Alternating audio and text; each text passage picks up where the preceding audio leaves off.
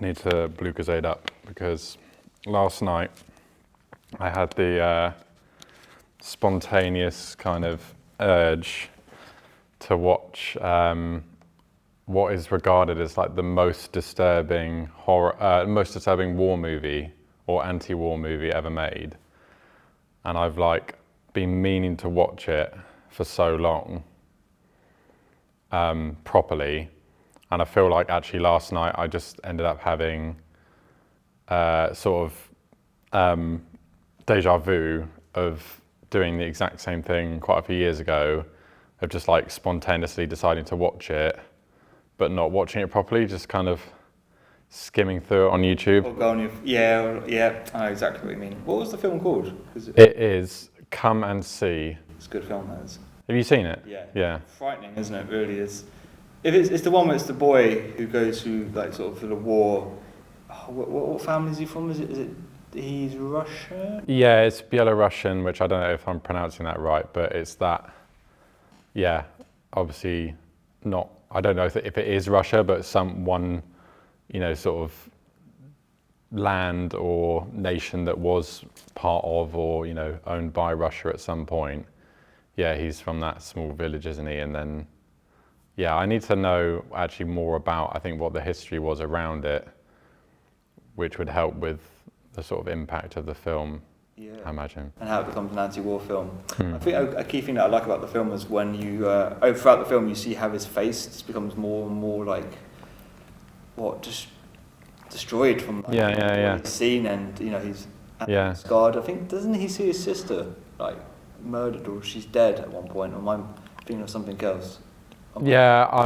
He certainly sees, again, like I say, I just briefly went through it, but I know his whole family is killed by the occupying Nazis and the SS at the time in the film. So yeah, I don't know where it goes. He obviously has that like relationship with his, friend. I can't remember. Again, it's sort of, they both had very interesting Russian names that I can't remember now. But you see the scene of her having been raped by the SS.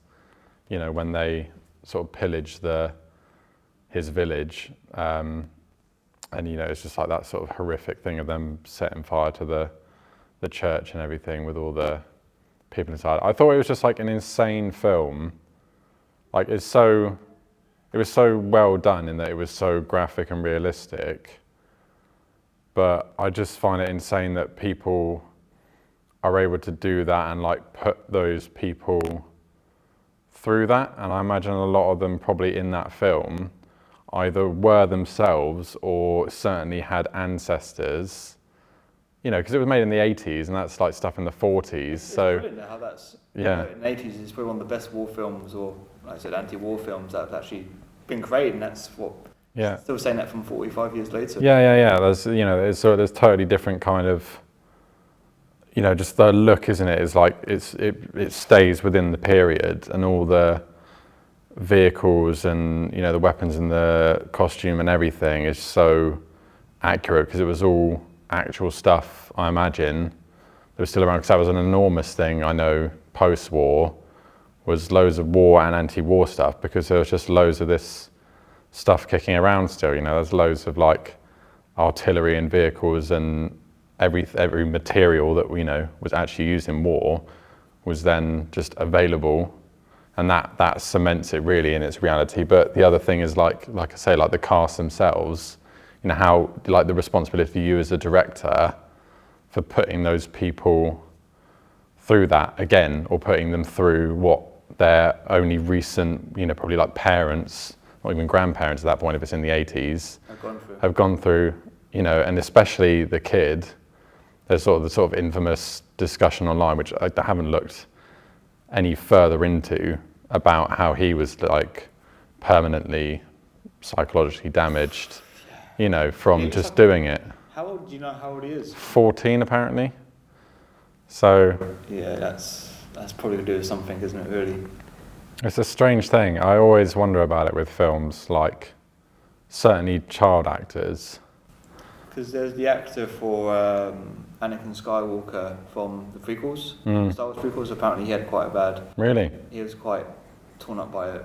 There's what's his name who did Home Alone, Corey McCulkin. Yeah.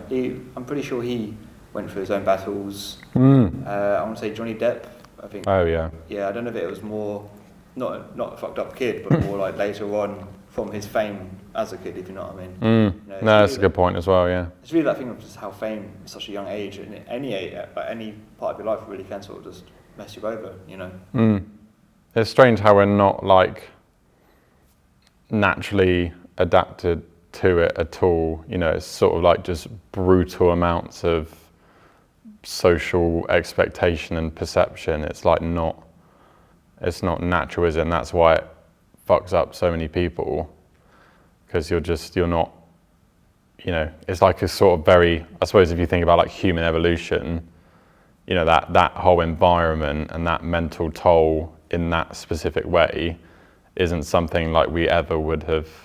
I can't think of, you know, any examples of how we might have experienced that as we were evolving. You know, we learned to run and to throw, you know, and all of that. We learned to endure pain, physical pain. And to fit in with the tribe. But Yeah. This much access across the world, across the globe is... Yeah, that's literally the last, what, like 100 years, if that. What? As in terms of a phenomenon of like people taking on fame, you know, and dealing with that kind of like, so I suppose you had it with like royals and, you know, stuff like that, but yeah, exactly. But that wasn't an accessible thing, I guess. And so, I mean, maybe like those sort of super famous people aren't, it's not an accessible thing in the same way either, but I can't imagine how we would be predisposed to it, especially or to coping with it. With like social media and, you know, like if you mess up sort of thing, how many people are going to have negative, you know, feelings towards you. I know you see it a lot in football, you know, with players, if they miss a penalty or they miss, you know, a decisive moment in the game, they're then sent death threats and stuff. There was an FA Cup game that was played yesterday between Arsenal and Man United, and Arsenal lost, and their player missed several chances, but the wife revealed later on her social media that she had received death threats towards their unborn child, which is, that's crazy how people can like gather that much hatred over like people just kicking a ball. Yeah. You know, you can get angry and passionate about it, but like to want death upon someone else, especially an unborn child as well, that's fucked up. It's so fucked up. It is definitely that like unchecked thing that we haven't learnt to cope with, where you're given all this agency without either any immediate or no repercussion at all. And, you know, it just shows like what people end up being capable of in those instances, doesn't it? Like, like sending death threats or all the awful stuff that is perpetuated through social media. It's just because it's, you know, it's unchecked. It's always like a question as to how much that would still happen. You know, is it just like more enabled or more visible just because we all see it on social media? Like, would it be happening just as much were that tool like not there, or if it were better policed, say, or people were more conscious of their actions, you know, like, would it still be happening just as much? It's just, we just see it more because it's highlighted to us, again, because of the nature of like media and news and stuff. It's a weird, you know, it's a weird thing of like correlation or, what is it? Correlation. Causation? Causation or correlation, you know, it's just like, do you just have these two things happening, and because they're both happening, you perceive it, and therefore it looks like more. But if that thing was never happening in the first place, or, you know, sorry, if you couldn't see it, would it still be happening just as much? I don't think abuse is like increased. Compared to, you know, if you think historically of like the Middle Ages or whatever, or, you know, just take any period before social media, I guess, before news even, because news has been around since the Victorian era, but as soon as we have had the access to like dispel information in some way, you know, it's gonna have had those extreme opinions no matter what. Like, we just see it in a modern context, and because we are all like constantly connected, we have this idea of it being like a modern issue. I think it's a real question for me at the moment. I said about not getting political about things, didn't I? But It's not really it's not. politics, It's not. It's just like the state of the world. Yeah. But no, it's a real question for me at the moment, especially like with everything you're seeing in the world at the moment. I wonder. I just constantly ask myself, like, are we actually entering this state of like, heightened hate, heightened violence, like unprecedented violence, at least for say the last, 50 years or within this century? Or is just as much of it there now as there was 100, 200, 500 years ago? I mean, that's maybe too much of a timescale, but just because we see it more, just because it's talked about more and it's shared, is that what gives us this perception of it, being this way nowadays? Like how much better actually, people sort of the most recent example people give is like, oh, I wish it was like 2015, 2016. You sort of hear that a lot. Yeah. Would you agree? Like, yeah. The sort of summer of 2016 or 2018, people like kind of romanticize those few years. I see a lot. I mean, I don't use social media enormously, but I know that comes up on sort of memes and things quite a lot. And I don't know if that's just because that is the current generation, sending out these messages and having these conversations. That is like their peaceful time for them. That's just a correlation thing. Like, was it actually, in terms of world events and world spread hate and world spread violence, was there actually any less of that then or before as there is now? Or are we genuinely in like a quantifiable period of, increased precarity, like on those sort of global scales? It's a weird thing. And like, it comes back to the football thing, like, is there actually more of that now? Or is it just because we see it more?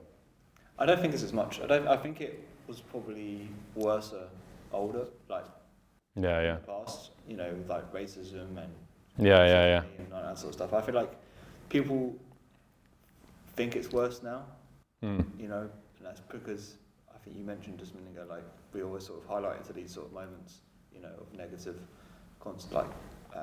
experiences and stuff. Yeah. I definitely think we're in a better place than we used to be, if you know what I mean. It was actually quite weird. My housemate, towards the end of my final year at uni, he looked at these polls online and he found that people today think it's worse off. We are worse off today than we were in like the 50s and 60s. Really? Just in terms of like social values and stuff? Yeah. That's weird, isn't it, really? That is interesting. Because it was something that you said to me. You didn't say to me, but it was me, you, and Gigi. We were just talking about culture and stuff. And I think you mentioned about these Christian values sort of thing. You don't see it much in today's society. Mm-hmm. Like a death of spirituality and death of Christian belief, isn't it? Really? Yeah. If you know what I mean, like people are not as kind, or I don't think that many people that are that unkind. If you know what I mean, I feel like it's more just an anxiety thing or an overthinking thing, or some people maybe just seem a bit more awkward than you think, if you know what I mean.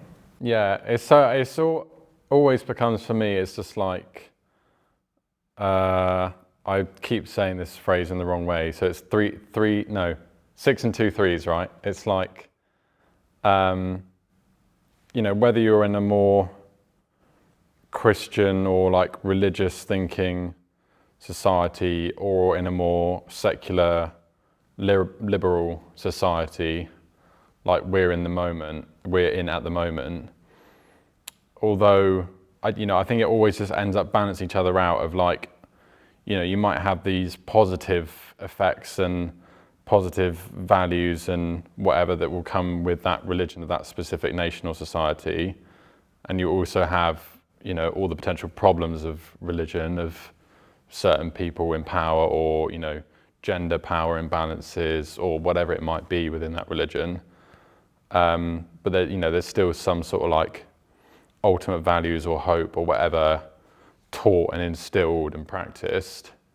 And then when you go secular and liberal, although then you start to get these, very helpful, critical discussions about maybe what those negative parts are of that religion, or people, feel empowered to think and act freely, that then leads to the same like human condition problem with everything is that people are going to disagree or have extreme views or whatever it might be. And so that's why it's, the sort of 6 and 2, 3 is like, no matter what situation you're in, you still end up at this same constant conflict. It's a weird, I don't think we can ever actually truly like break from it. Yeah, exactly. And we can't qualify in our heads whether another thing or another way of thinking or another society is ever truly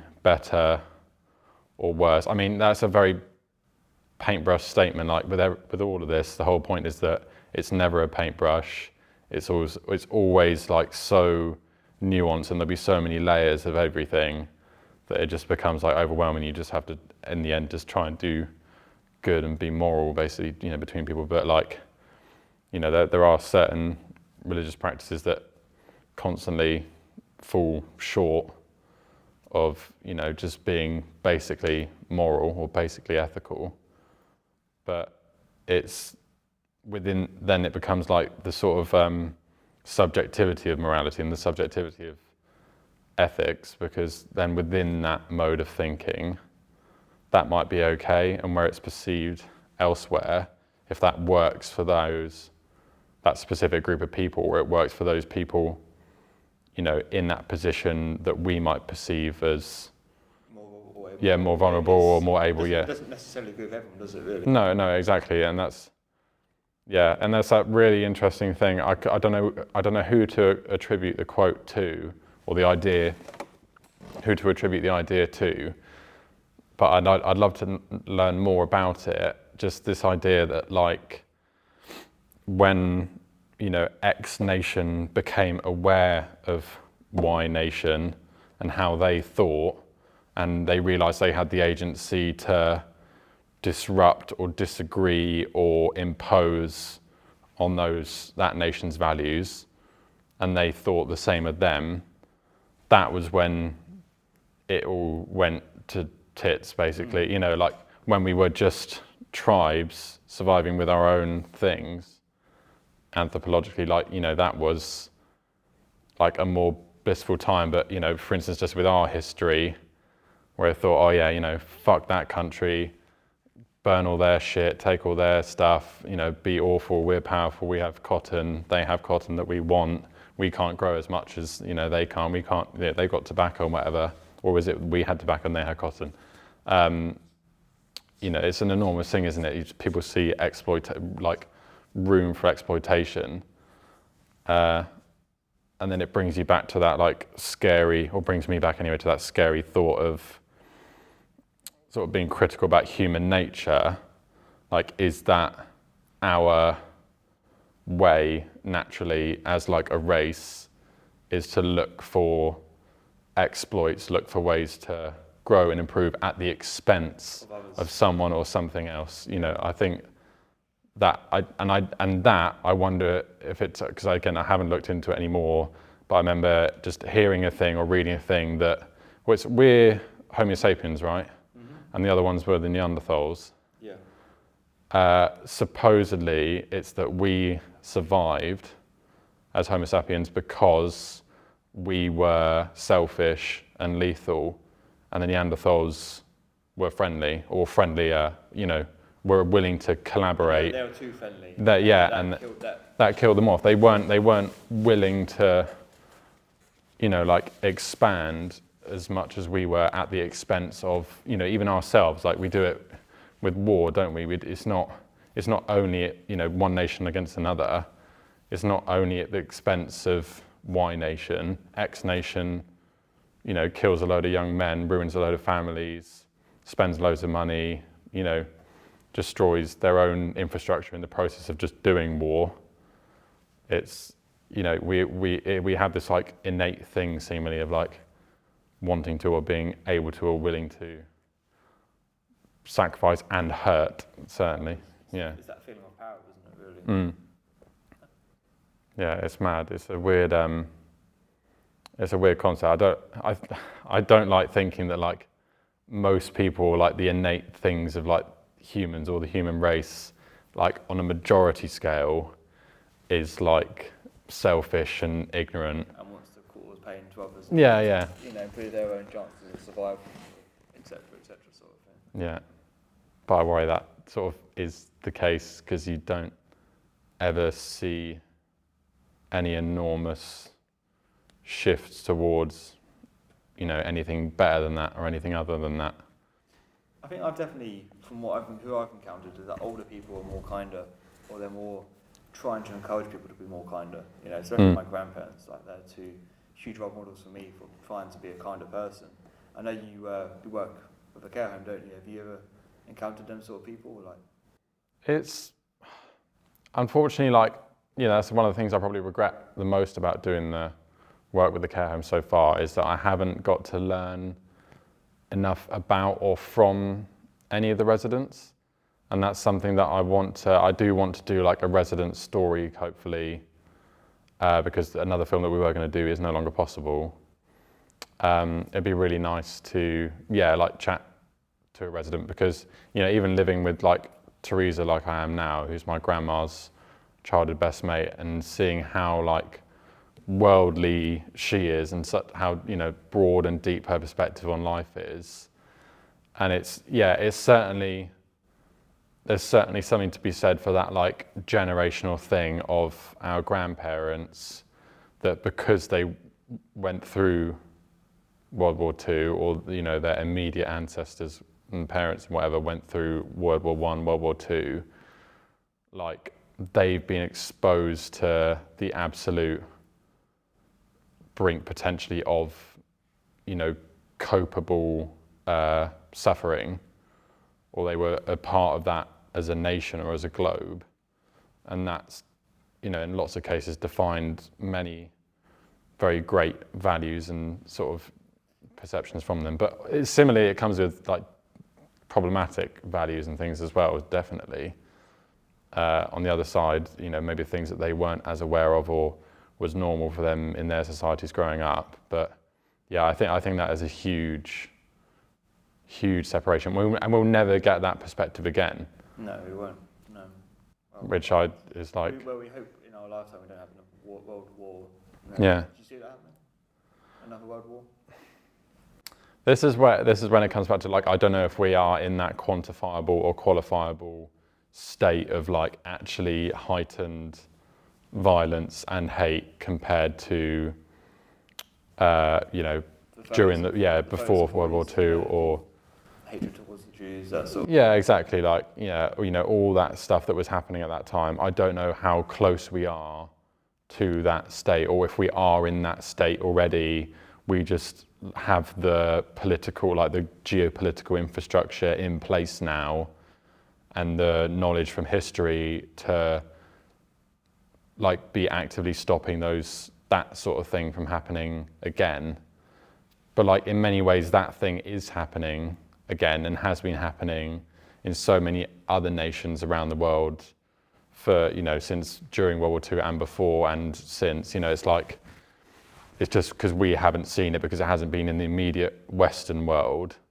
It doesn't mean it hasn't been there, you know, just like even small, so that, you know, there's obviously like the whole issue between, you know, Israel and genocide within Palestine and that conflict there, and that whole history is so unbelievably complex. I watched the Blue Box, which is a very interesting documentary that gives the perspective of the lady who is the granddaughter of the chap that like actually sort of helped found Israel as a state. What's it called? The Blue Box? The Blue Box, yeah. It's just on BBC iPlayer.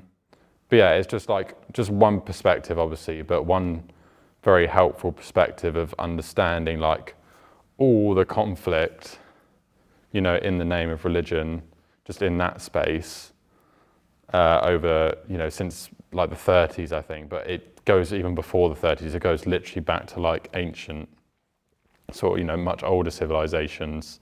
There was still conflict all in the name of religion, you know, in that exact part of the world, or in that sort of, you know, part of the world abroad. So that's always been going on.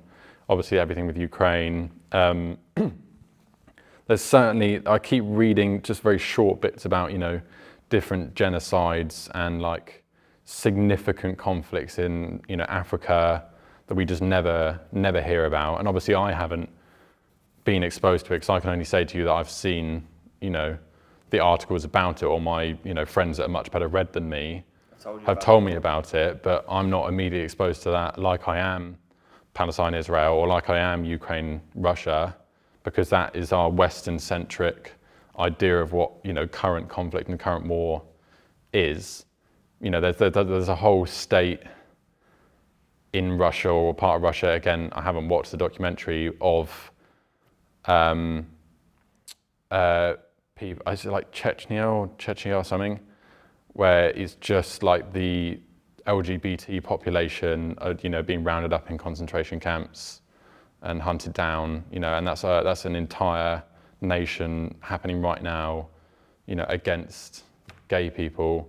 It's the same. It's been the same in China for however long with the Uyghur Muslims. Yeah, that's something. And That's like not, the that's not really talked about. no, never. It's, you know, it's crazy. It's literally happening all the time, everywhere. You know, it's that thing of like what you see versus how much of it is happening anyway, and what is the pushed perception of it. You know, and you know those concentration camps and the Uyghur Muslims and everything. I don't know. You know, it's certainly a regime. I don't know how it contributes, or if it contributes, like if they are also a labour force or not. But you can even say like every labour, or you know, the most significant labour forces that have brought us to have our clothes on and have our phones and have even these cameras here potentially, you know, that's come from slavery.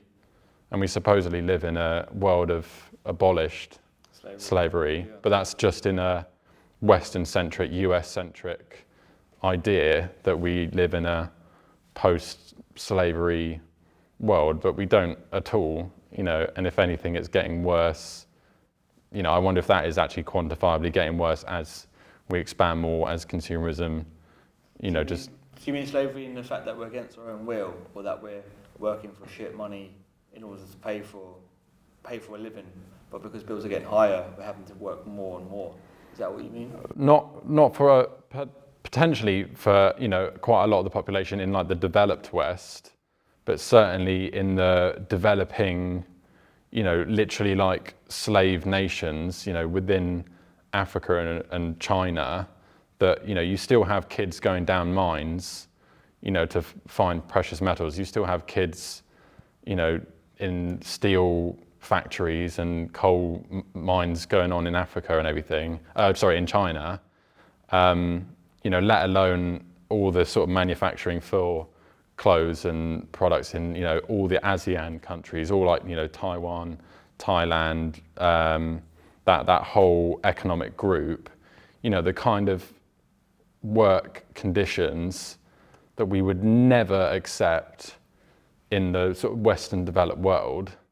It's normal for them. And it's like, it was a huge thing for me that I was so grateful for learning about in geography A level, where like, you know, after sort of primary school, they teach you about wars and royals and nobles, which is like, why, you know, you need to know for perspective, but especially nobles and royals, like why don't you learn about culture or art in the same way? Why don't you learn about social or, you know, national movements? You learn about like bullies and leaders.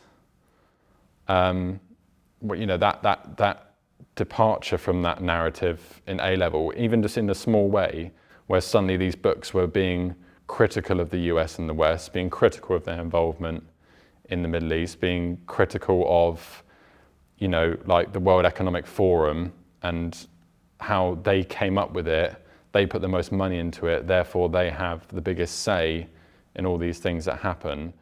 Like just the fact in itself that I can't remember who the theorist is and what the model is who the model is attributed to, but this idea that in order to have this sort of developed, consumerist, comfortable West, you know, you have to have like a nation or a part of the world that is supplying that. You have to have an imbalance. Someone that suffers so that so we can succeed.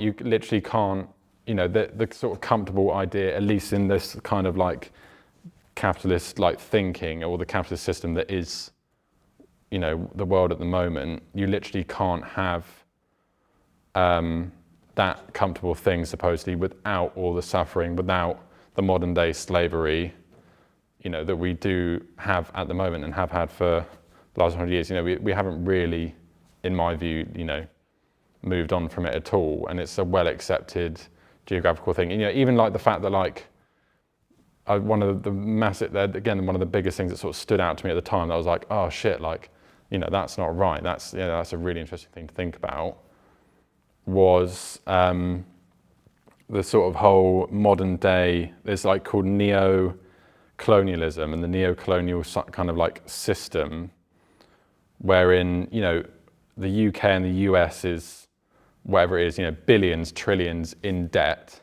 effectively to themselves, to their own banks.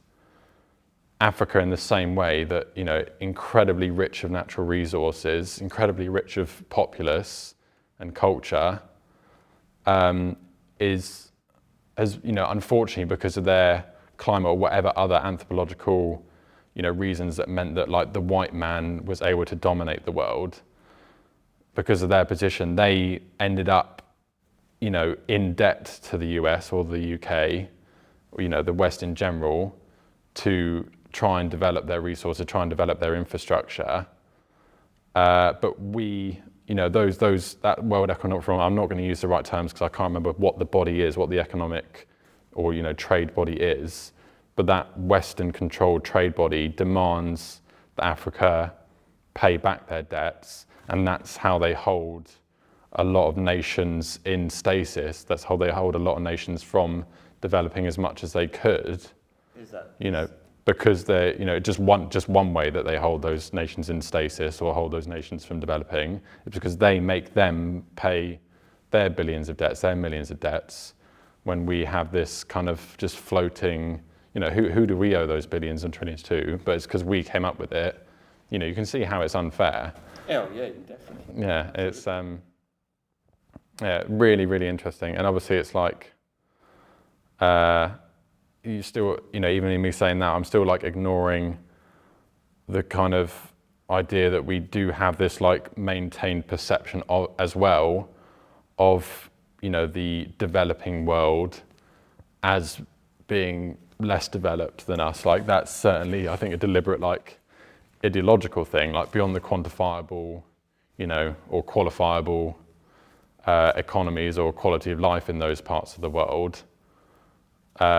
You know, there's still a maintenance of us seeing them as developing, when in fact they may well be much further ahead in social values, or yeah, than we know or see in regular media. That there's a reason, or there's a reason. There's certainly a decisive, imposed perception of those other parts of the world, and it's, you know, it is certainly tied in with that core. It's really not, I can't remember the name of the person or the model, but that core that is us, the West, the consumerist, comfortable West, and the kind of periphery that is able to like feed and support that, and the inherent sort of inequality within it. Super interesting. I don't know where we started for that one. Christian values, and then became more talking about too liberal was too individually focused, and then we could talk about being selfish and how we've sort of escaped, well not escaped, but we've lived and outlived other species because of our selfish tendencies in a way. Yeah, for sure. I always like that sort of thing about podcasts though, and all just general like conversations. You know, you can start from somewhere at one point and end up somewhere completely different. You know, it's brilliant in a way. Yeah. You know, I was going to say like, you never would have thought me and you'd be having this conversation No. when we first met each other. You know, back end of last year, you were editing a video for Ubisoft, I believe. Ubisoft video, and I was doing my dissertation at the time. Yeah. Well, that's a really positive thing, isn't it? It's like it's so good, or I'm so good at focusing on the negative stuff, but I think that is like a general, it's just being critical. You know, you have to be critical, you have to be aware. I think that's like, you know, a positive human responsibility is just to be aware and be critical of what is going on in the world. But that is just like a natural human thing that makes it all worth doing. Like, you know, I have such amazing friends that are just so good at just like seeing so much beauty and interest in, you know, just like human interaction, and that, you know, we certainly like stray away from it or don't appreciate it maybe enough or as much as we should sometimes. I think that's like an enormous thing. It is just like emotional connections, isn't it? And that's why it's like a shame, or, you know, it's positive that we have. It's a shame that we don't see as much of, or there isn't as much as a focus of on it. But it's a shame we don't have as much of. No, I said shame. It's a shame. It's positive that we do have, you know, art and culture, which is just a paintbrush. But you know, that is effectively just, again, it's just as our conversation is here. Art is just another way of getting a message to like a load of other people, and then you get, you know, with a film, it's like one person's or a few people's ideas based on their life experiences and all these other people's ideas that they will have interacted with through conversation, through reading, through just the, you know, distribution of messages and ideas. Like that I think that's why certainly like communications as a degree like stood out to me as well. It just seemed to me to like take into context and actually bring into just like this kind of maybe more traditionally quite narrow funneled thing of like uni, degree, understanding, learning, you know, job, work, career, whatever. Like they at least brought in all these layers of what it is. I hate doing like sort of cliche stuff, but you know, that's sort of what it is to be human. I think it is definitely that. It is literally just communication. It's literally just sharing emotions, sharing ideas. That's what it's all about. That's what keeps you going. I never liked the pub because I didn't like when I was like 17, 18, because I didn't like the idea of the potential sort of culture of it. But I understand for other people, you know, that's what they enjoy about it, is being with their friends and sharing ideas and emotions. And I only really started to like enjoy going because, you know, thanks to the great effects of alcohol on your confidence and comfort in the situation, you know, you end up having these amazing chats. You know, certainly you have to be very lucky to obviously get in with a good group of people. And I was incredibly lucky that the people I work with at home are all just like really interesting, you know, intelligent, interested people, you know, in the world. And and they're all like either, you know, at least 10 years my senior. Well, no, that's not true. How old am I? At least 6 or 7 years my senior, up to like literally like twice, nearly 3 times my age. And so I get, you know, it's just that exactly like we're coming back to you talking with your grandparents and that whole thing. It's just those sharing of perspectives, you know. It's wisdom, isn't it? Like they've experienced, really. Yeah. I think for me, with like people drinking and, you know, having the chat and stuff, and yeah, you get really beautiful conversations, but sometimes you get really heartbreaking ones as well. You know, you have friends that are really struggling in life and they can't really convey that to you in a sober way, and it's sort of hard to hear that in a way. You know. Yeah. I mean, it's good to hear it nonetheless. You know, because you need to know if your friends are going through a tough time to be there for them. Yeah. You know, I definitely think going to the pub and having the laugh with your friends and stuff. I think I prefer that any time over going to a club or something. Yeah. It's so, I mean, it's always like with all these things again. It's never paintbrush. It's always going to be black and white and totally subjective to everyone and what they see value in their lives. And you know, and then of course it comes with the nuance of like, yeah, if you don't feel enabled or strong enough, or you don't feel comfortable being vulnerable enough to talk about your emotions, and then your only way to like access that becomes drink, like to an extreme sense, or becomes clubbing to an extreme sense, because you can't, you know, it's like this sort of weird thing of like, you know, you just have, for a lot of people I imagine, or, you know, I'm just coming up with some silly theory on the spot, but for a lot of people, you just have a base layer of like navigating the world and your sort of daily thing. And then you have like this uncomfortable kind of like emotional, like, section that a lot of people, I imagine, don't feel very easy sitting in, and talking about and experiencing within themselves, or certainly experiencing with other people or confronting. And that emotional like bubble is, it's everything. It's like how you feel about the world, the things that have happened to you, the things that happen to people around you. Some people can't, or a lot of people don't feel comfortable enough to deal with all of that. So then you have beyond that like next extreme level of emotion that is like an insane amount of drink, or, insane clubbing, drugs, whatever. Even like something less impactful potentially, like video games. Like, you end up, is this heightened sense of, stimulation or like emotional experience that then rejects that like middle bit that, is actually, it doesn't have to be that hard to deal with kind of thing, but, people need escapes, don't they? That's sort of... Yeah, I think we all have our own escapes. I mean, for me, sometimes I can be watching too much YouTube. Yeah. Well, I definitely get caught in. It used to be video games when I was younger. Spent like 50, 60 hours a week playing, too much. Yeah. And I know you started getting into your video games as well. Yeah. How are you finding that?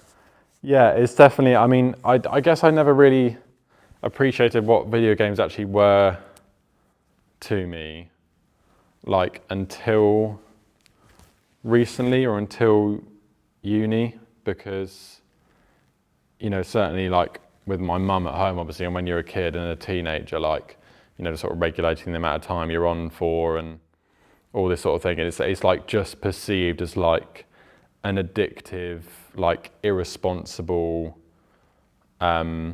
invaluable, like plastic, unnecessary thing. But, you could see that throughout history, like when TV came out, people were like, what the fuck? Like everyone's going to have like square eyes and everyone's going to be fucked, and, no one's going to have any like original ideas anymore. It was the same with social media, same with like video games for me, it's like, and for a lot of people, people don't actually see the value of it. Like actually, I have such amazing memories, especially when you have like that innocence and like not that real understanding of things yet as a kid and as a teen. So the games still have that sort of magic to them. You still really become more involved in them. You don't understand all the layers. It is like being in a dream, in the lucid world, like playing this game. And the fact that my favorite game, I think, became Destiny, and like the experience I share with people that were probably like much older, they were probably my age now when I was like 13, 14, or even older than me sometimes. And like those like puzzles, within the game, like the raids and things that they helped me go through. Like the first time, because I played that game for years, literally like since I was like sort of 12. Well, I still play it on occasion now, but 12 until probably 16 or 17 regularly. And it wasn't until I was like 16 that I ever like actually completed one of those puzzles. And I did it, just one night with a bunch of like American people, or, there was somewhere in Europe. Literally stayed up all night because obviously the time zones are different. And they were so patient with me. It was like 6 or 7 hours, going through this thing. And that was like an enormous thing for me. And that's just like random people that I never will see or speak to ever again. But it was awesome.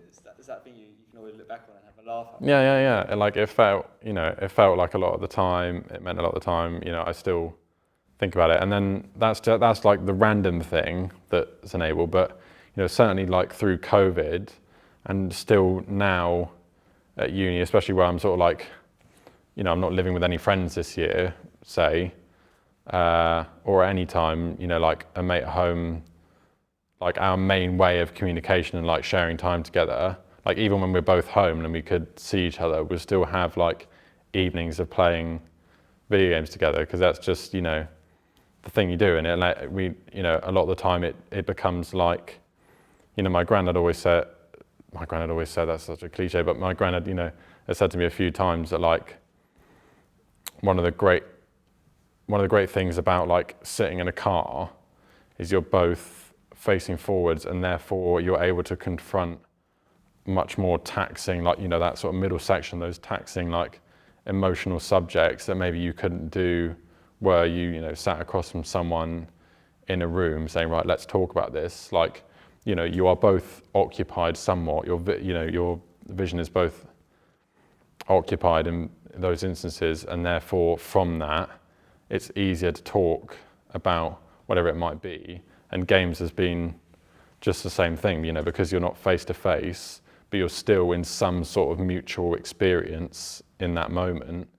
You know, we've been able to work through things for him and things for myself that, you know, we've been experiencing at those moments in our lives that maybe would have been much harder to actually, were we to see each other in person. So there's that whole, you know, other layer of it there.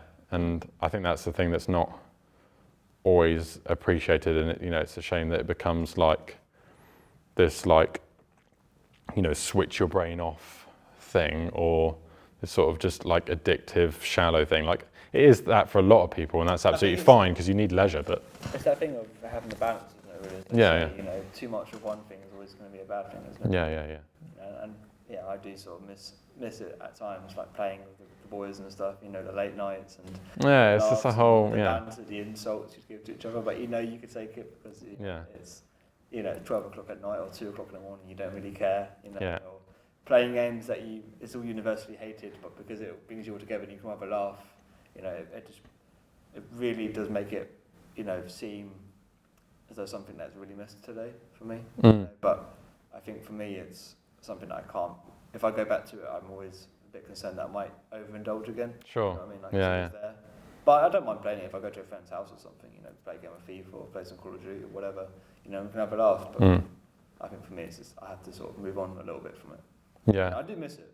Sure. I do miss it. You know, having the laughs, like I said just a minute ago. But that sort of like period that you find yourself in at the moment of being like very like regimented with your, you know, your routine and diet and, you know, your approaches to work and everything, like, do you see that as like a temporary thing, or like just like an era, say, or like a phase that you intend to do and then you would wish to do something else after that, like having experienced it? Like, you know, like how do you see it in terms of like a timescale as like a thing that's gonna like contribute? Because you obviously you can't, inevitably you aren't going to be able to maintain it. Like when you potentially get a different job or a partner or a house or a child or, you know, whatever other responsibility may come into your life, like at that point when it's not sustainable, it doesn't make sense. Like, yeah, just like, do you have a timescale of it in your head, or you're just kind of doing it at the moment just because it's... I do it at the moment because it's what works for me, and I really, really enjoy it. You know, it helps me so much more with feeling like a sense of control over my life, you know, because life is a chaos and you can't always control everything that happens, and having this regime and, you know, it gives me a lot of responsibility. It feels like I'm more in control. You know? Sure. I don't really know how long I'll keep doing it for. I feel like I probably might do it as long as I can. You know, obviously when I have a kid, that's going to be so much more harder because I've not gone through that stage of having a kid. Yeah. Obviously, from what I've heard is you're up all night sort of thing, and you know, you don't get that much sleep at the time. But I think I really do believe in waking up early and go to bed early, that sort of thing. And obviously you have, you know, the weekend that you can have a laugh and, you know, you stay up a bit later. But I think for me, I tried to keep it as long as I can. Yeah. Personally. Yeah, it's obviously, I mean, it is like obviously a sustainable, you know, it's incredibly positive and like respectable thing, and like, you know, I try and implement it just as much as I can in the same way as well. But I think it's just like one thing I find about myself that like maybe I find it hard to articulate to other people sometimes, or that like people don't understand that's how I'm seeing things, and therefore, you know, it gets me in trouble potentially with like expectations for, you know, work that needs to be completed or whatever, as I feel I'm stuck in this like constant thing of, you know, sort of like quite like broad perspectives on everything, and like certainly since uni, like seeing time as very like segmented, and then to like deal with that, or just naturally happens, like I end up just kind of defining like blocks of time in my head with certain focuses, and that becomes, you know, a part of like an overall picture. Like I'm trying to think of like a tangible, or sort of like, you know, a less ambiguous example of what I mean by that, but maybe like even just with like sort of fitness and strength training, for instance, like I've been doing all of that since I was 12, 13.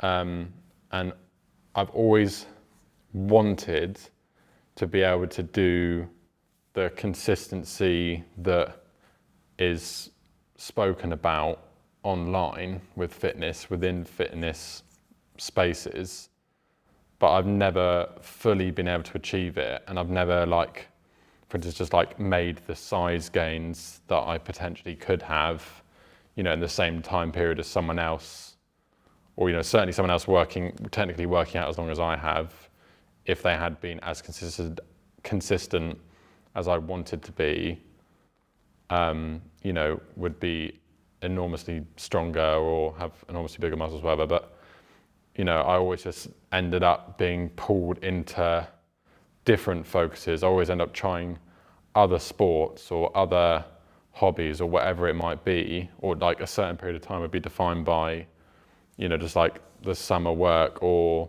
Muay Thai or, you know, whatever it was.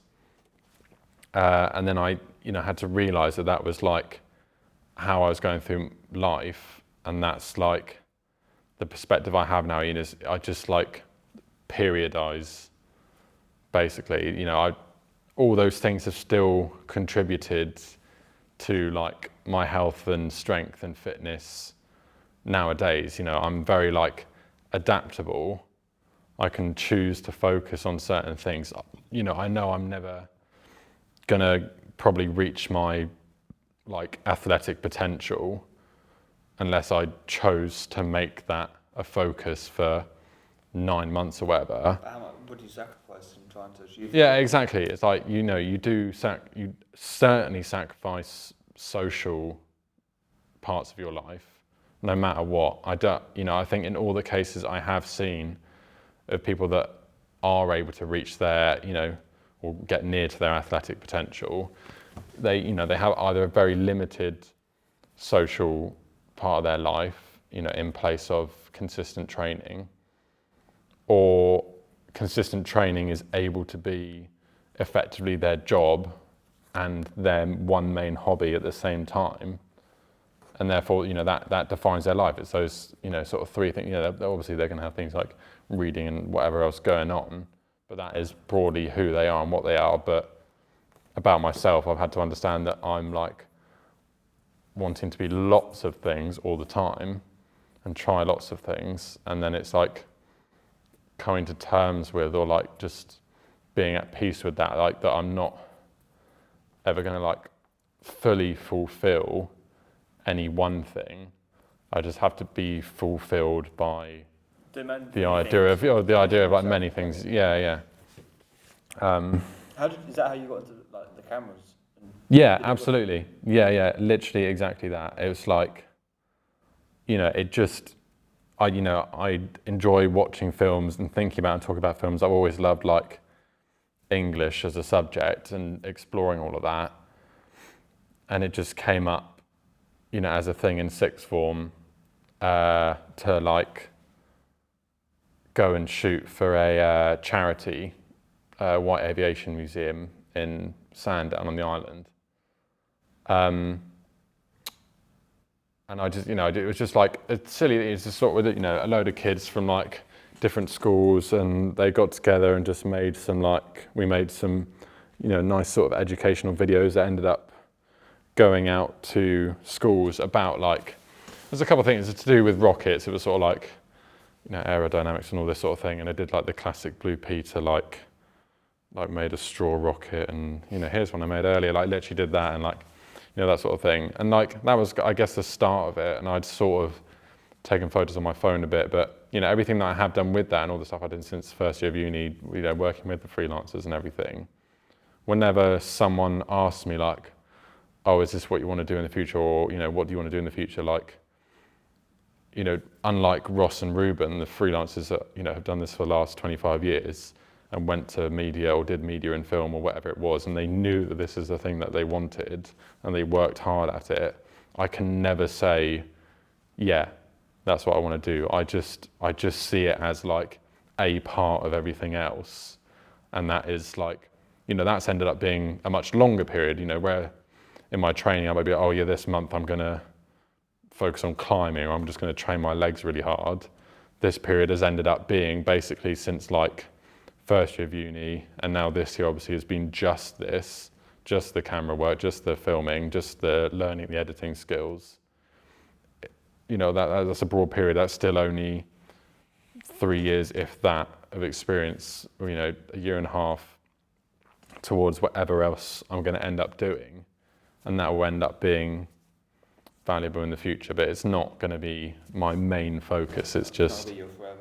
Yeah, and it, you know, even just the fact that like, it was a really interesting thing going through the fact that I'd done the work as like a network engineer and stuff with those regattas on the island, because I understood after doing that and seeing how deep all of that goes, how immediately more like accessible and rewarding working with cameras seemed. You know, you could sort of like, once you've got those base principles in of like the sort of exposure triangle and all that kind of thing, then you would see straight away your understanding in like a visual result. Whereas with IT, you know, I feel like there's many more layers you have to understand. But I think again, it might just be like 6 and 2 3s where actually with, you know, I'm at the stage now with all the camera stuff where I know what I don't know and I see how much of an iceberg it is, you know, and that's probably just the same for IT, just IT wasn't the thing that captivated me as much, but I needed to have that experience to know that the camera stuff captivated me more, or like interested me more immediately, like. But then in the inverse, I still find myself watching more YouTube and learning about different software and IT and tech related things more than I watch camera related stuff. But then I don't know if that's just because I'm doing the camera thing at the moment, so therefore I need the other thing that I'm learning about, you know, when I'm watching YouTube and stuff, which is like the tech thing. But how do you relate to any of what I've just said? Like how? In terms of trying so much. Yeah, or yeah, you know, is that the same for you? Do you feel you're like more down the line with things potentially? Yeah. Do you mean as in like life purpose as well? Like what? Yeah, life purpose. Just you're literally just your attitudes to life and taking things on. I like the idea of trying new things and taking things on. You know, whether it's running, training of weights, traveling. I've started doing that and seeing some more. Yeah. The world. You know, the last year and a half, I've been to more countries than I've ever had in the last 23 years of my life. You know, I've only been to 3 other countries other than the UK, but like exploring other things, I've absolutely loved doing that. I don't really know what I want to do, like career-wise or like life-wise sort of thing. I think for me, it's always, if I'm interested in something, I'll give it a go. You know, like when I came here to do film and TV, the only reason I did it was because I was sort of a little bit curious, and I maybe had the wrong intentions, because I think initially it's quite embarrassing to admit this, but you know, you want to be famous and rich sort of thing. Yeah. And you're like, oh, I'll go do film and TV as a degree, and I'll make it in the industry sort of thing, and then a couple of years later you realise actually that's not really my intrinsic goals or what I want to achieve in life. Is to be, I don't really want to be famous. I mean, being rich would be nice. You know, don't have to worry about that. I feel like that would be a nice bit of economic freedom. But yeah, I think 3 years later after doing my degree, I'm definitely not set on joining the film industry. But I don't regret doing the degree or the experience I've had. No. At the time it seemed right. You know, before I came here, I did 4 years at college doing uniform services. That's like army, police, that sort of thing. And at the time that seemed right, but looking back on it now, I don't want to do it. I don't regret it, because you know I met some fantastic people, and like I said, man, you just got to do what feels right in the moment, and it's either that or I just didn't do anything at all. And where else could you be if you didn't really try? You know? Yeah, that's really cool. Yeah, that's really cool. I didn't realize you had that kind of breadth of perspective in that way. I guess certainly like yeah. What? Tell me more. Can you tell me more about the uniform? What do you say? Uniform? Uniform services. So I went to college at the age of 16, so you do sixth form of college in the UK.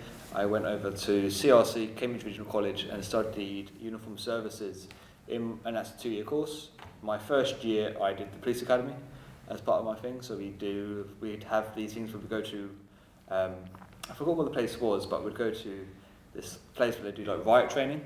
Yeah. We would be in like our groups would be throwing pellets and stuff at them. No way. As they're charging towards you, you know, and sometimes they'd bring out Molotovs and stuff, and obviously it's done in as safe as it can be, but also real as it can be, sort of thing.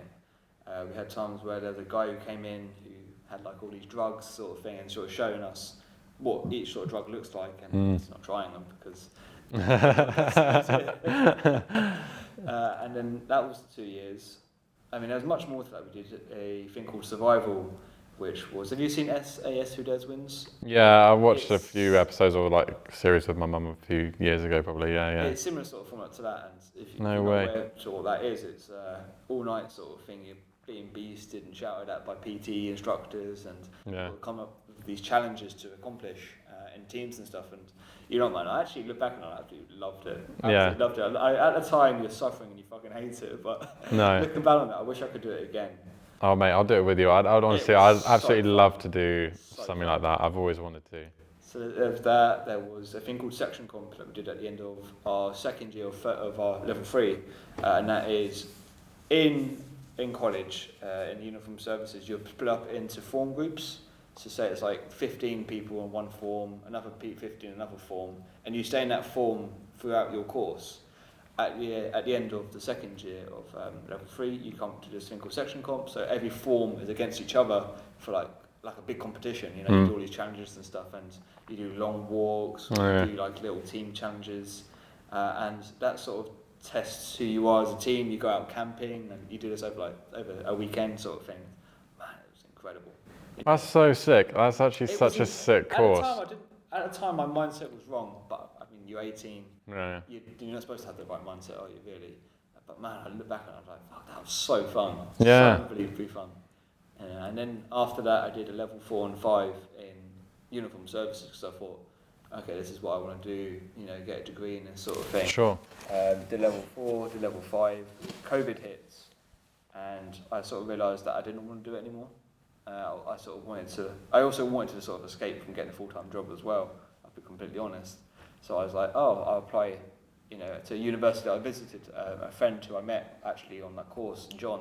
He came here to study sociology, and I came to visit him, you know, to see a friend sort of thing. And I had no intention of going to uni or going to Exeter or anything. And I came here and I was like, I fell in love with the city, absolutely loved it. So I was like, you know what, I'll apply here to do a degree. But I didn't know what degree to do at the time. So John recommended me to do sociology. So I was like, oh, okay, I'll apply for it. And they said, yeah, you got a place.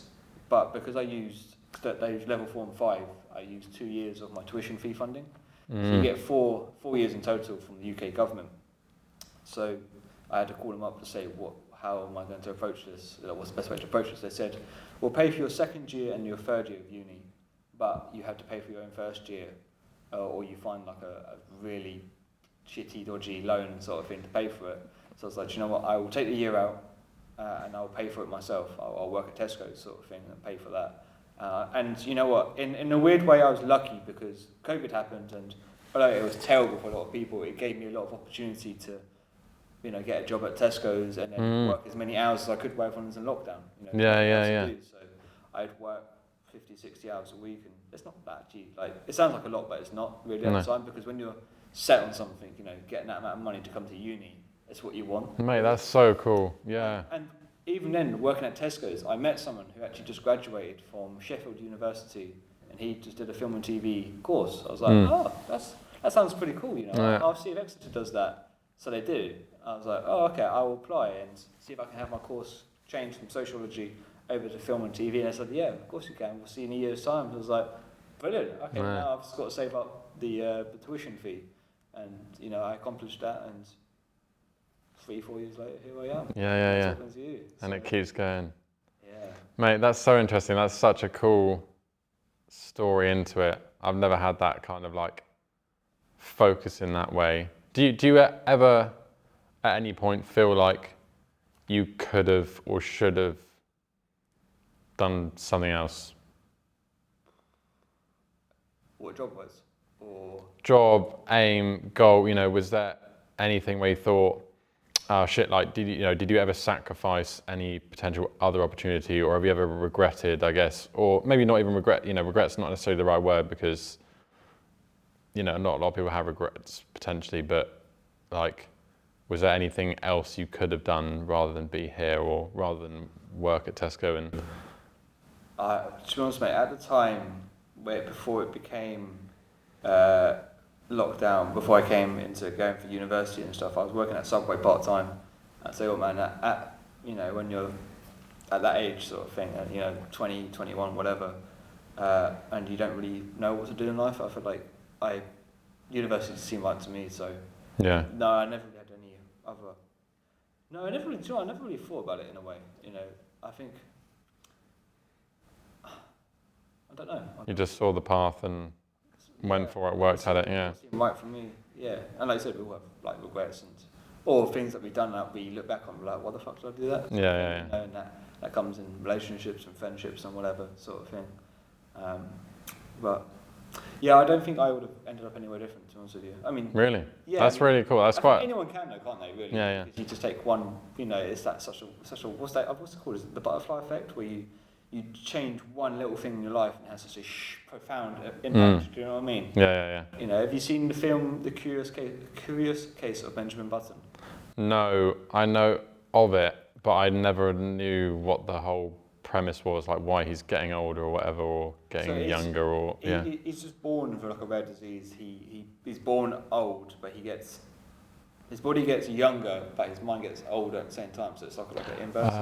Right. But in the film, there's a moment where it's like a little montage of how he met his wife, or how his wife came back to him, and it's really like he goes into details of like these small second changes that happened that led to her having like a car crash sort of thing. And it's that thing, isn't it? Like 1 second later or 1 second earlier to anything. Maybe you just don't turn up to like a lesson one day, and then that could have been like a life changing sort of thing. You just don't know, do you? Yeah. For me, it came in the book Can't Hurt Me by David Goggins. I'm sure you've heard the name. I know David Goggins. Yeah. Very popular person, but his book changed my life. And definitely in terms of going for the extent of having to do the Tesco's and the tuition fee stuff. Yeah. So, yeah. Yeah, it's a huge thing, isn't it? Just like being able to like cope with and go through suffering, like it just contextualizes stuff. I think, like going way back to that conversation we had with Gigi, I think that's like a huge thing that separates like, my girlfriend's home nation and society in Moldova from the UK. It is the fact that they go through daily, or have been through, a like mutual suffering, and that contextualizes everything else for them, and they become more grateful, and you become more empowered to like, do like what you're doing now, even just like within yourself. Like, now you've got the comfort in like the career bit, say, or just like the job part of your life. You've got the comfort sort of socially, but you are like adjusted to, or brazen to be able to deal with, some sort of like suffering, at least in being like self-disciplined with yourself. But that makes you value, what you do have, that comfort more, doesn't it? And it makes you like, you own it. Yeah, exactly. I think that's like a huge thing, is like that, just like over consumption or over indulgence, like the indulgence inevitably ends up sapping the enjoyment or the valuable from it, You become a bit more depressed because of Yeah, and exactly. Then and you feel sorry for yourself and you feel guilty, But if you earn it a little bit, you feel more proud of yourself, and not in an arrogant way at all. But No. you know, like on a Saturday, I had a lay in. Yeah. Just watched like 2 or 3 films in the whole entire day, and just sat out on the sofa and did nothing. Oh, that's great. But Yeah. Felt pretty good. You know, Yeah. I didn't feel guilty about doing it. So. No, exactly. You don't. Yeah, you end up feeling good because you feel like you've done right by yourself. You know, so I think it's an enormous thing, isn't it? It's sort of respecting yourself, and that comes for you through that self-discipline and everything. Yeah, I think it's also the thing with what is it now, like social media and the pressure that you see on always working hard sort of thing. Yeah. What they call it, grussel. No, hustle and grind and, culture. Yeah. Or grussle culture. That could be the new. Grussle culture. Yeah. That's good, mate. 24/7 grinding. it's the grussle. Yeah. When you're like 18, 19, you see that, you're like, oh, I believe in that so much. Yeah. And then you get older, you're like, actually, see my friends and families and have a real rest once in a while, sort of thing, you know. Yeah, it's also just a load of fucking cock. Like, it's just not actually real. You know, it's like there are people in this world that are on a real grussle, like to keep themselves and their families alive and healthy. But most of those people spouting that shit did not grussle at all. Good scam or artists. They're just scam artists, or have an online course of how to be like exactly shitty really Discord server or something. Millions of it. Do you know what I mean? Yeah. You know that it's a Discord server because you've been there. I've been there as well.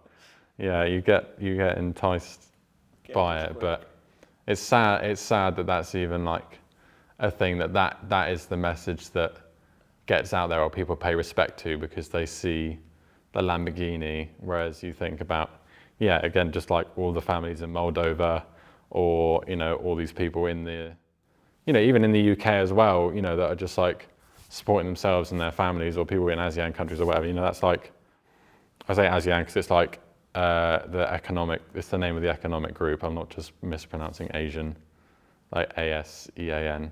Anyway, that's why I said ASEAN.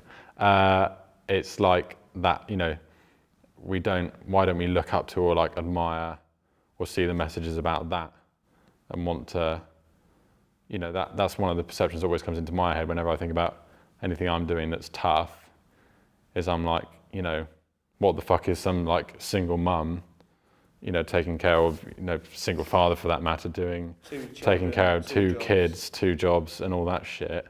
And that's just like literally like survival at that point. You know, it's that kind of whole thing, like you have to have that in your head, don't you, to be grateful and to like check yourself.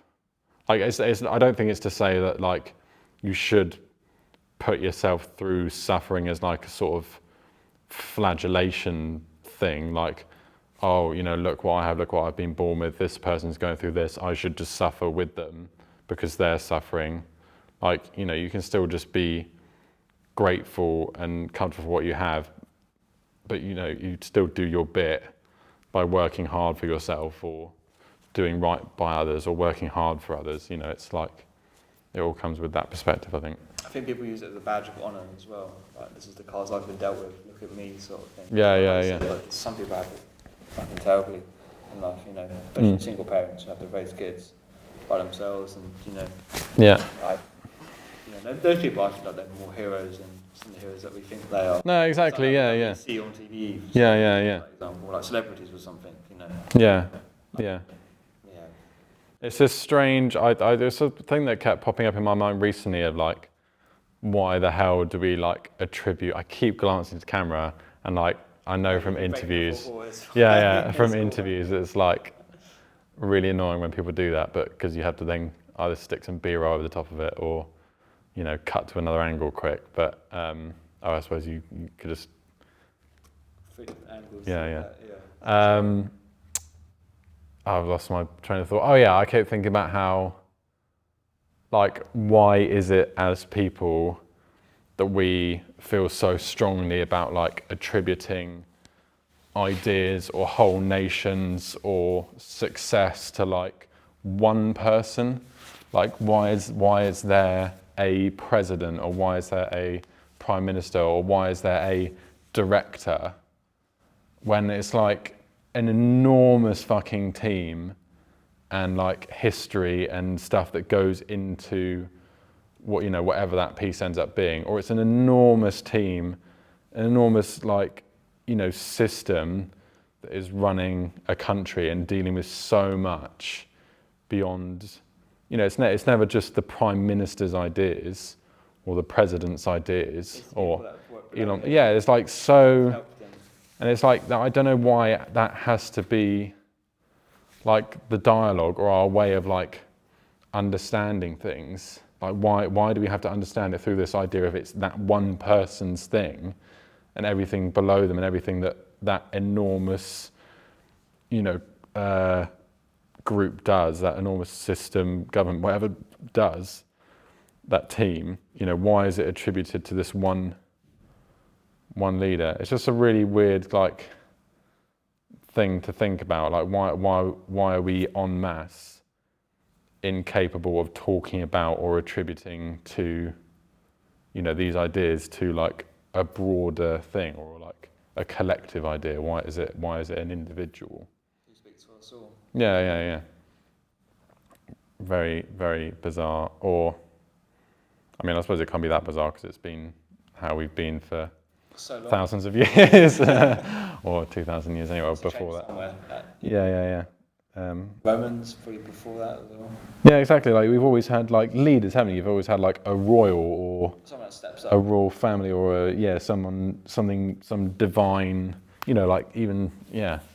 It's like, it's always attributed to one thing or one person or one idea's thoughts. We can't have this idea of like a collective like perception or contribution to something. But, you know, I get it, because I guess that is like maybe, you know, the human experience, like you and yourself, like, and myself as well, you know, everything we do each day of our lives, it's always going to be from our one perspective.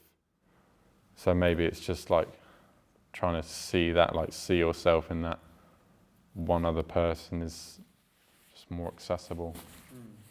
I don't know. Did you ever talk about this on your podcast with your mate? That, no, because I wasn't thinking as hard about those things in the same way at that time. What did you talk about on your podcast?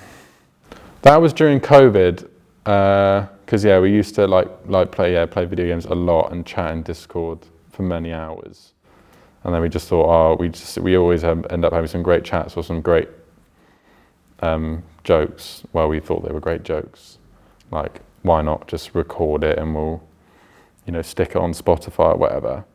I don't know what the hell. I mean, we would always talk about really interesting things. Like, that's what I value so much about that group of friends.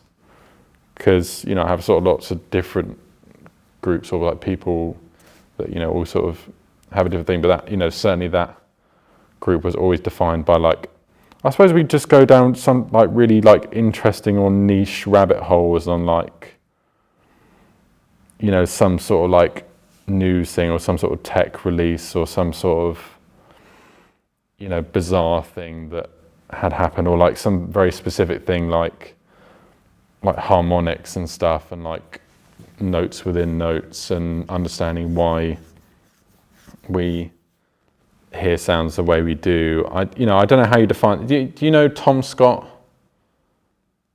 He's quite a popular sort of British YouTuber that would just, I suppose it's like QI. You know QI, the BBC show, or like that sort of thing, where, you know, you just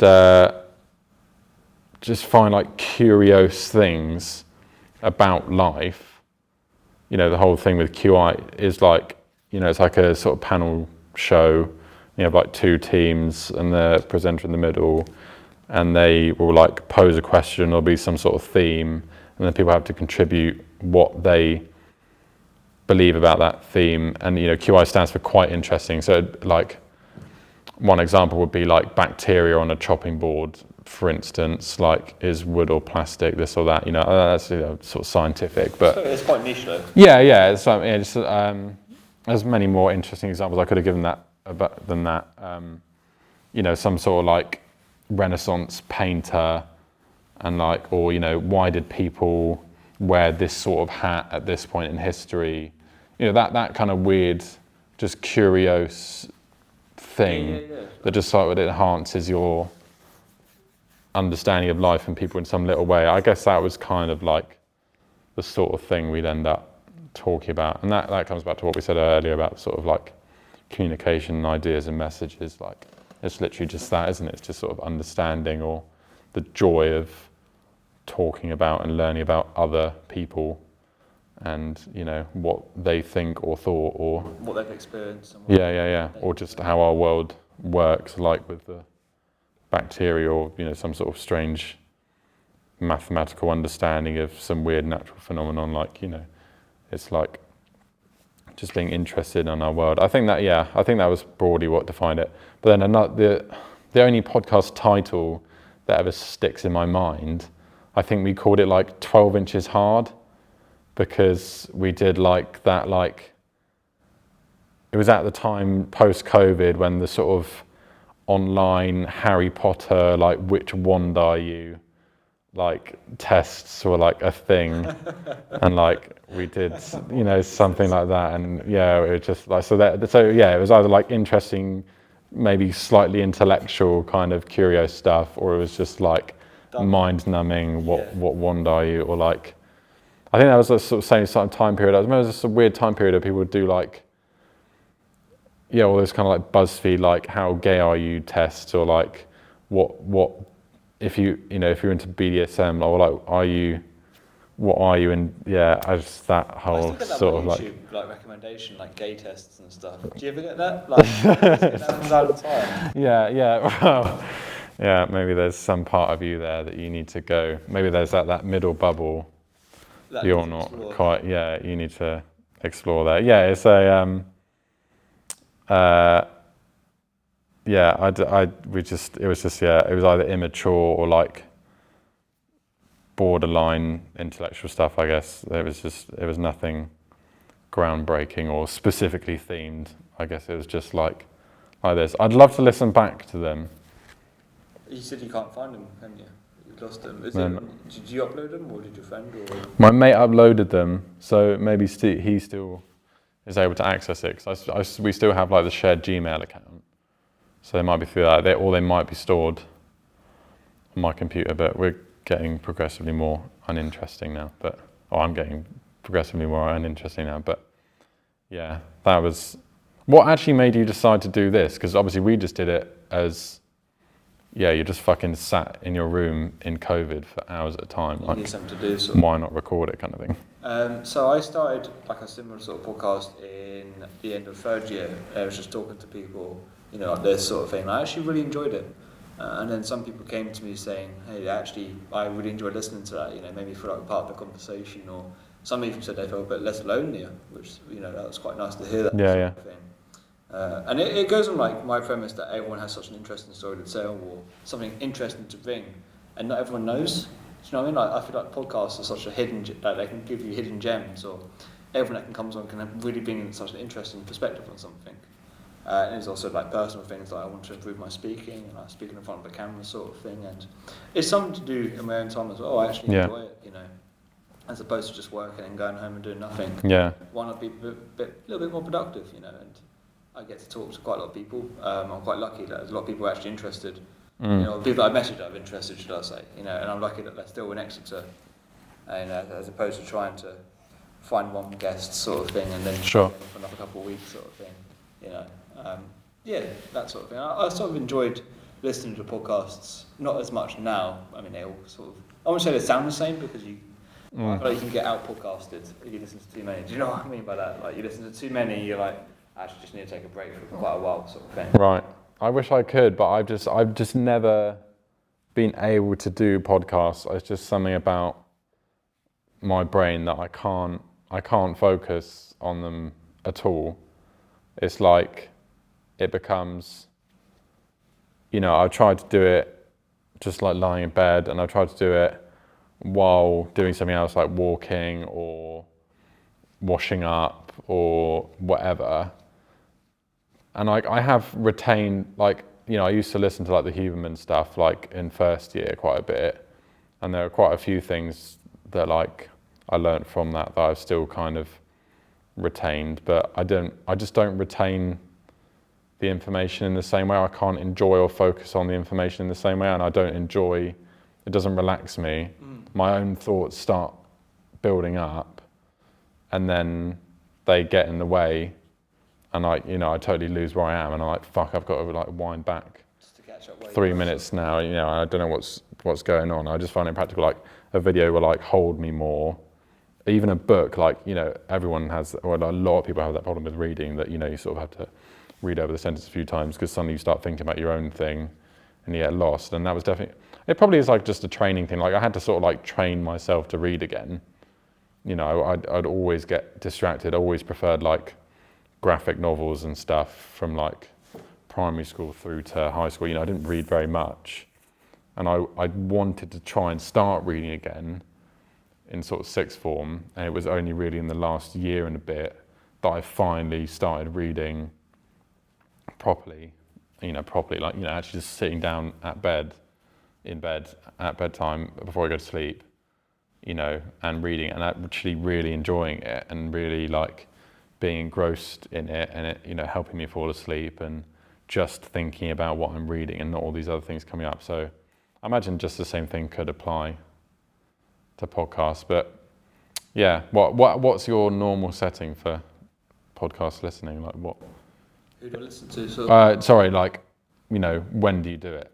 Is it when you're walking, or do you lie in bed and just listen, like it's the radio, or? Mostly just meal prepping, or Sure, when you're just doing banals. Laundry and boring shit. Just pop one on if I've got time, or if I can be, if I really want to. But I don't really listen to it anymore at the moment, to be honest with you. Yeah. I think COVID, I was a bit addicted at the time. Like when you're just working, you just want to listen to something that sort of drowns out the noise. I'm doing the same thing over and over again. Yeah. The mundanity, if you will. I don't know. I think it can be quite entertaining, especially when you're just staring at food for like hours. Hours and hours. But like no, it still ends up always being 2-3 hours. Yeah. Especially, I know the meal prep slog. Yeah. It is, but it's worth it because it's more rewarding because you feel like you get time back in a way. Yeah, definitely. Yeah, you just like kind of invest that 2 hours on that evening, and then suddenly you have 3 evenings free, and every day you don't have to think, fuck it, I've got to walk to Sainsbury's, fuck it, I've got to make dinner when I get in. It's just there, stick in the microwave. Yeah, that's a huge thing. It's definitely that. I don't know, I think it might be to do with like how walking as well was like always a huge thing, even though I don't do it as much anymore, but because I always have such like so many thoughts going on, or such a inner monologue or whatever, I actually sort of really fell out with like, I used to walk and listen to music all the time, but now that's like, or have it in the background and still be thinking at the same time, but now, or more recently, I even like when working out as well, like I used to listen to music, but now I can't. I just much prefer focusing either on the moment of what I'm doing, or just thinking about whatever, just processing things. I think that's quite an important thing, just to give yourself time to actually just think to yourself and talk with yourself as well as with other people. You have to sort of like decide things for yourself about yourself, and that doesn't just happen spontaneously. No, you need to sort of think a little bit more, be a bit more creative. In the moment. Yeah, for sure. Yeah, definitely like do stuff about music, like running.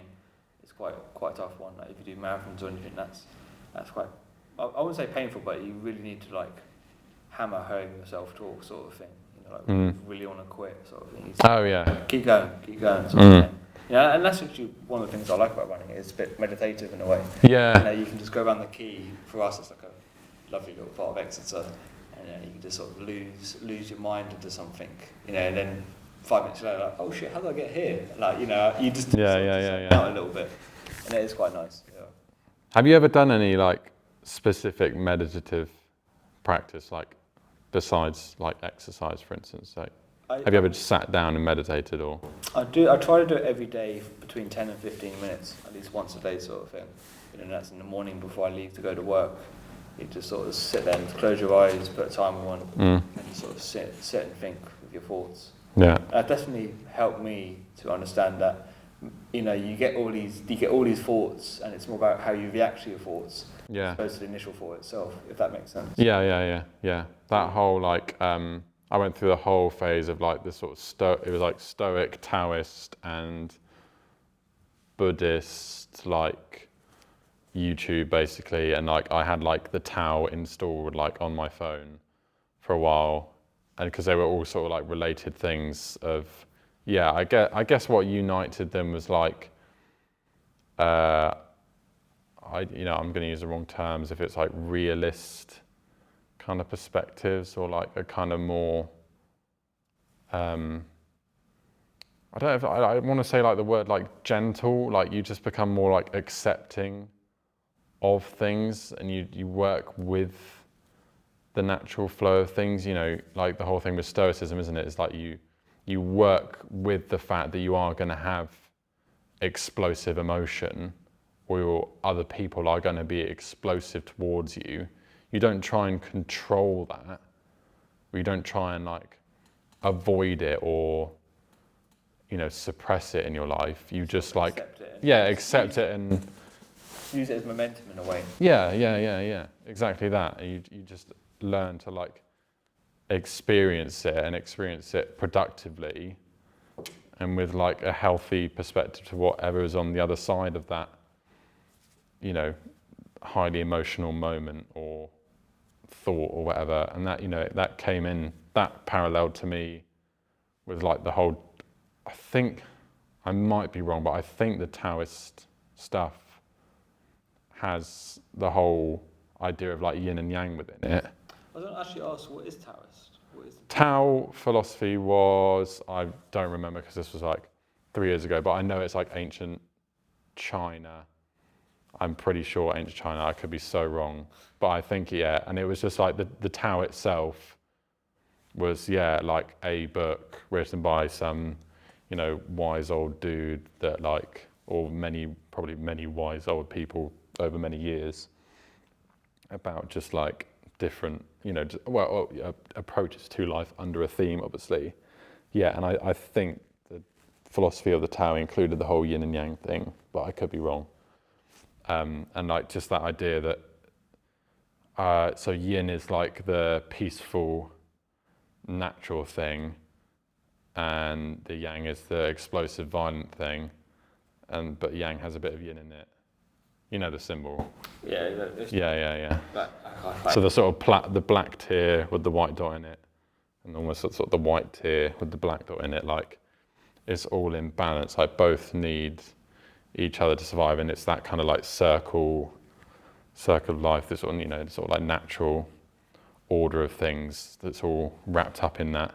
There's really good examples of like what they are in terms of like water, you know, and how water has to be constant and provide life, but it also has to be explosive to make nations and rivers and seas and weather that, you know, brings life and destroys life, and the destruction of life then will bring more life in the future, you know, all this sort of like thing. And that sort of, yeah, you know, I don't think that sort of like, it goes in with that like Stoic thing of like accepting the extreme and the violence at the same time as peace, and like the capacity for violence, and just like, yeah, I don't know what belief systems, probably there must be belief systems that encourage like more extreme thinking, obviously, but yeah, it was nice that I think that's what I meant by gentle, is that they both like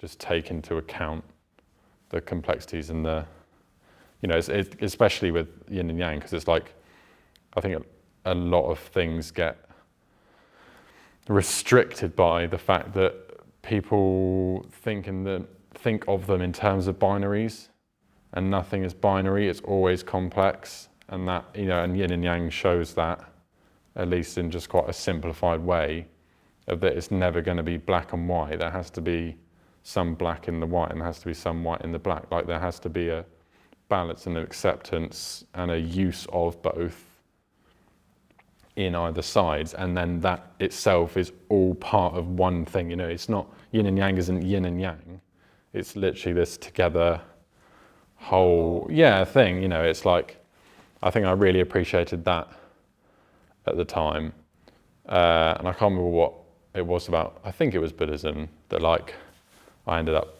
like listening to all of that stuff as well at the same time. I think it's like philosophy and everything.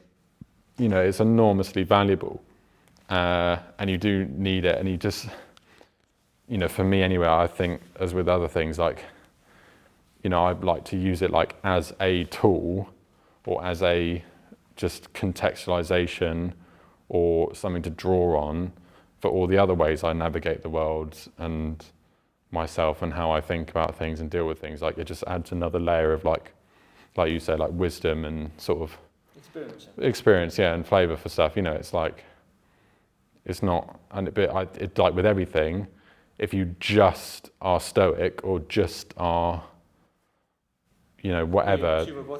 Yeah, and then you lose out on potential other stuff. You can't ever just stick to. But I think that's what a lot of people have or are or need or whatever it is. You know, they just have a belief that they identify with because that's, you know, comfortable or easy or accessible or what. Oh yeah, if it's easy, it's very hard to change people, isn't it? Or change their minds and things. Yeah. That's where dogmatism comes from, isn't it, really? Why should I try and suffer and believe something else that's more peaceful? As opposed to just be angry and it's easy to Yeah. You know, as long as you have your sort of decided values at that point, and then you can't break from that. But it's also a roll of the dice, isn't it, in terms of like who you end up listening to or what privilege you have to. Role models. Yeah. I think we mentioned it earlier. What did we say? We said something that was like you mentioned your granddad and I mentioned my grandparents, sort of thing, and how we're sort of lucky that we have good role models in a way. That was it. No, we were talking about the scam artists and the grind culture. Yeah. How younger people are more likely to be falling into that sort of trap and following that sort of life. And you know, you've got to sort of realise that people fall into that trap quite easily. You know, like you get a bad role model and that can sort of really screw you over in life. Yeah. For a long time, like for your whole life, basically, isn't it? Really. You know? Yeah, exactly that. It's that whole thing, isn't it? Like attributing whatever to this one person. You know, it's people fall into it, and it does a load of damage, unfortunately. Do you like have a particular belief system that you feel like if you were to label it, you know, because lots of, you know, obviously belief systems, and when I say belief system, I mean, you know, like religion or politics or whatever, you know, do you have a label you think you could pin on yourself for those things? I recently became a Christian in October. I love some of the Christian beliefs of, you know, kindness, forgiveness, you know, having faith in something and loving one another, sort of thing. I'm a really big believer in that, you know, and sort of I think it was really actually looking at my family, you know. I'm not going to sit here and say they're perfect. By far, they're not perfect, but they are. I'm just so unbelievably fortunate to have them in my life. And to experience what I have experienced in my life, it's so unbelievably, you know, positive for me. Yeah. In a way. So if I had to say one belief system, it would go with my religion, Christianity. Yourself? Yeah, I don't. It's quite hard, isn't it? Yeah. If I say I label myself, then you sort of then make it seem like you believe everything that they say, sort of thing. It's like when you say, what ideology do you agree with? I can never say there's an ideology that fits me because... No, but that's not how life works. It's not exactly that. You can't just say, oh, I'm a liberal, and that means I believe everything that's a liberal thing. Yeah. That's not how it works. Or I'm a conservative, I believe everything that a conservative believes. It's like, because it's very dogmatic in a way, isn't it, really? Yeah, hugely. I mean, that's the whole sort of cautious thing. Like you have to say like labels and whatever, but it's just a kind of accessible contextualization of something. It's not. It's not definite. Yeah, the closest that you can agree with it. I don't know. I always wonder if I was to like write it down on paper, I suppose I would be like agnostic, leaning, spiritual, I guess, because I just don't totally believe that there is like a sort of decided scientific or mathematical reality just because, just in terms of, and there's so much about us being here and everything that we are and everything that happens in the world, and all nature and emotions and phenomenons and whatever, that like it's just so bizarre and so incomprehensible on its scale and its intrigue, right the way to like everything beyond us, the space and beyond, and black holes and time and the fourth dimension, blah blah blah blah blah. It's like, to me, it's like it might as well be magic. I don't know why. How we've got here. Yeah, exactly. No one knows why. The basic foundations of maths and science are still like best guesses, just so we can try and make sense of things. And I always wonder about, people that like become real, kind of like, astrology, no. Is astrology the star signs and stuff? What am I thinking of? Yeah, I think you are right. I'm thinking of people that like look through telescopes at planets and shit like that. So annoying. I just always get it confused in my head now because astrology is such a huge thing. But I mean, even astrology as well. Like, it's not. I just wonder, these scientists, these which in your head you would associate with like maths or like real and not fantasy. Like, you must end up having to cite some crazy fucking philosophies or like beliefs in the world because you see what existence is, or get close to answering what existence is and what the existence of things are. And I just wonder how that fucks you up. And I always want to like, it's the whole like avoiding nihilism thing, isn't it? It's like, there's just so much complexity and it's all bizarre and we're all so small, like it doesn't matter, I'm just going to fucking do whatever I want. Like, that's not right either, obviously. But, I wonder if you do get to that stage of like when you see how small you are. In comparison to everyone else. Yeah, in comparison to everyone and everything else, does that end up like, giving you this like, maybe like more peace, I think it can either like crush you or give you some sort of crazy like, higher sort of thinking peace where you've gone beyond like informed constraints, enforced systems, now in a state of understanding, such a broad perspective on things. Yeah, I wonder how that affects your like emotions and how you just deal with everyday life, and like even just going to that job and doing that scientific thing. Like, how do you grapple with it, perceiving it as like banal and pointless, or do you see it as like you're contributing to actually, the most enormous, divine, perfect thing you could ever do in your life, which is trying to understand why, about everything. And I guess that's why it's maybe leaning spiritual. I don't know, that's why I don't know how people would define spiritual. Maybe that's the idea of spirit as well, but yeah, I just don't accept that there's like a kind of like concrete reality and a fantastical reality, like, or fantastical unreality.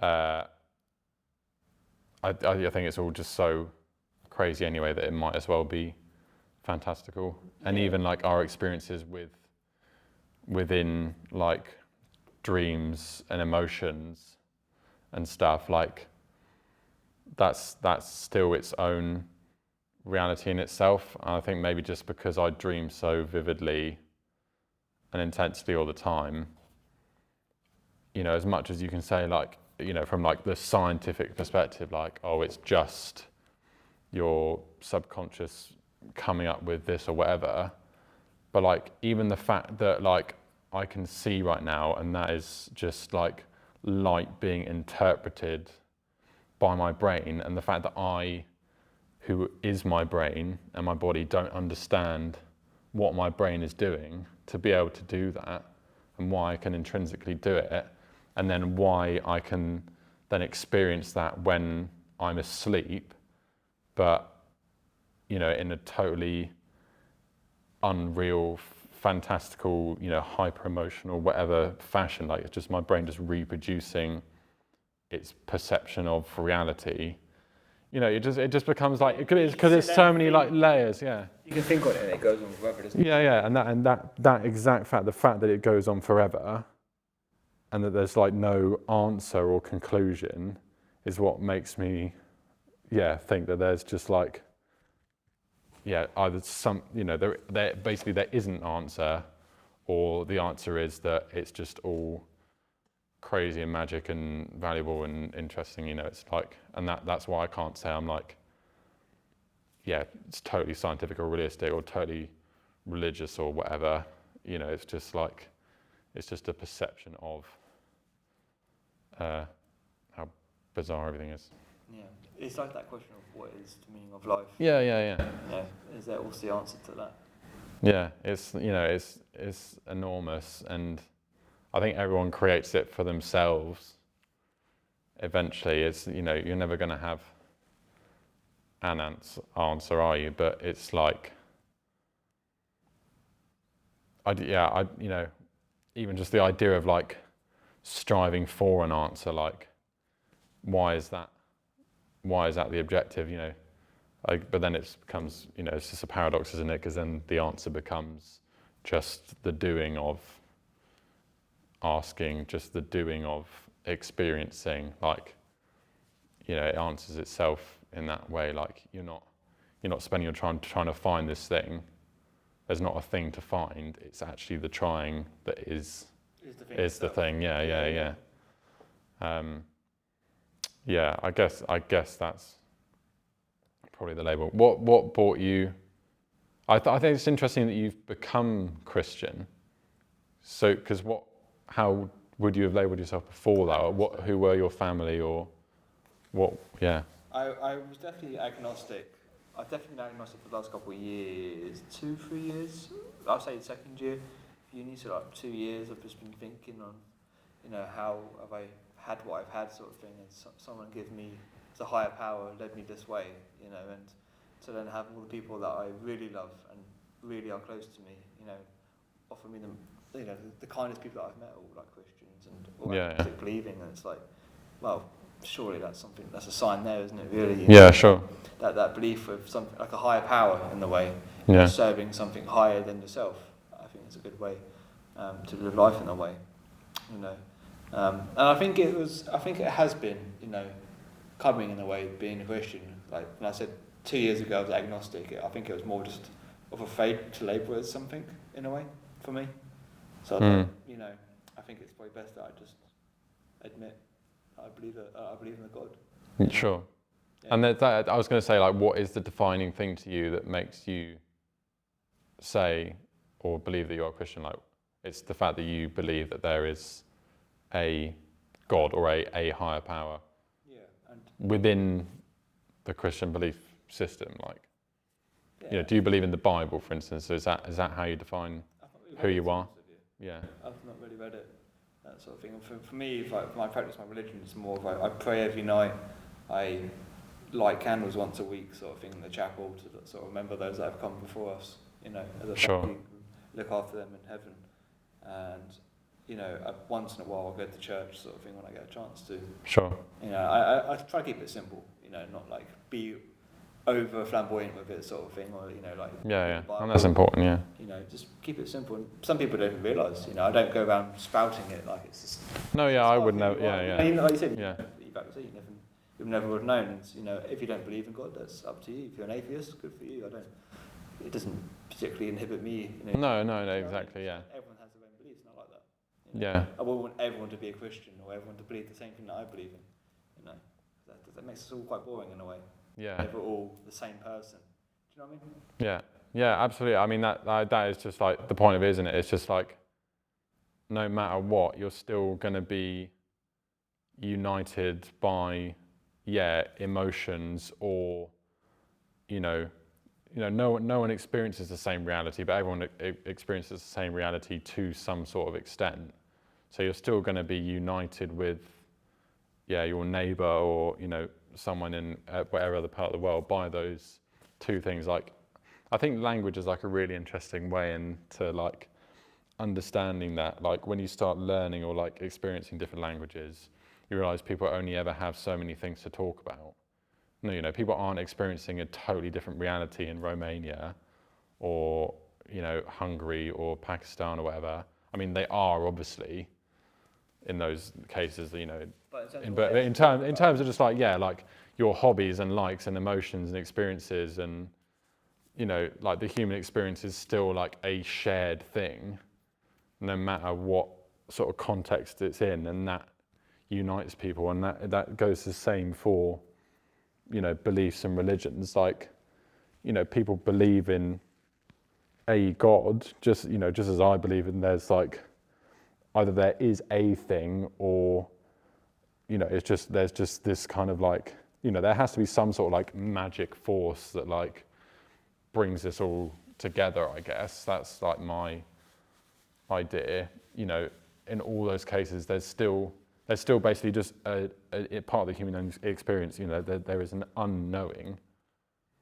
and it's that contextualization or that hope of what that unknowing is, which is also highly related to death, which is, you know, the sort of biggest unknown and the biggest fear for like most people. That unites us all as humans, and then from that you get the different beliefs and religions and belief systems and whatever, because it's just our way of like interpreting or dealing with that ultimate unknown of like, you know, what is life, what's the point of all this, how did this all happen, why does it keep happening, and like what is death, or how do we cope with death, or how do we cope with what's after death. You know, that I think, that's kind of it. And that, you know, that is just that, like you've just said, like being aware of what you for yourself is, your understanding of that unknown isn't going to be the same as someone else's, because like,